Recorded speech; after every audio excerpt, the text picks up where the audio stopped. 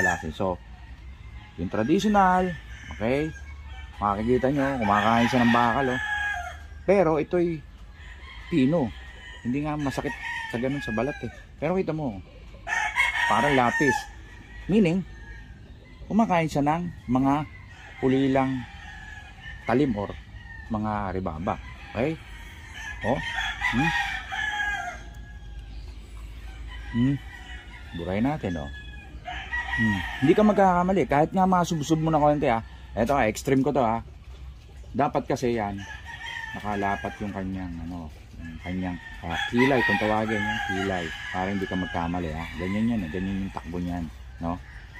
Ngayon, ito, extreme ko to. Isusubsob ko yung talim. Pansinin nyo, nakasubsob yan, ha. Subsob, babatain ko, ha. Nakasubsob na yan, ha.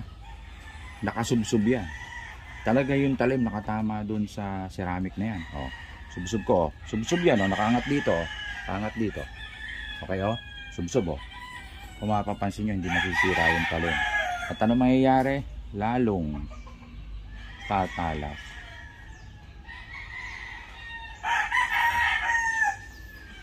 See? Dahil sobrang pino, sobrang pino, kailangan pa rin nating idanang kahit isang pasada lang dito. Yung dulo nito walang problema to. Dulo nito walang problema. Kahit ikis-kis mo rin doon, hindi masisira. Okay, so papasadahan natin ng isa dito sa 1,200 grits para mas bumagsik, no? Ang purpose nito para matanggal yung mga ribaba at magpantay yung talim. Labas na labas yung apex nito.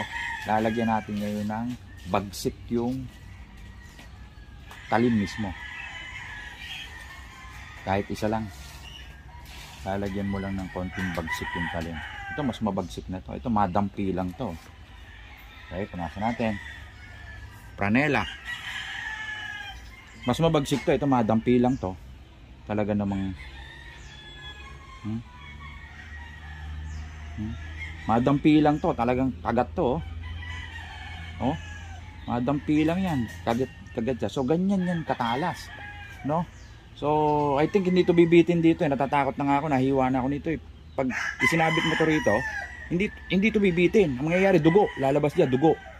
Kasi yung bumibitin dito, sumasabit, magaspang yun, may mga ngipin yun. Kaya, sumasabit dito. Kumakagat siya doon sa balat. Ngayon, lalo na kung makalyo ka, kung maraming kalyo, ay sabit na sabit yun. Dahil magaspang. Sa kagaya kung walang kalyo, malamang, hindi yun sumabit. Hindi talaga sasabit. Ngayon, ito, sumabit o hindi, pag ito binitiwan ko rito, sumabit siya o hindi, hiwa to. Kasi ganun siya katalas, no? Ganun kapino yung talim niya at labas na labas yung kanyang apex kung tawagin. At ito talagang ang bagsik-bagsik nito. Madampi lang to. Oh, hindi ko yan idinidi, no? Dinadampi ko lang, oh. Oh. Talagang pumapaltik, oh. So, ganun kabagsik yung talim niya. So, ganyan po tayo mag-asa.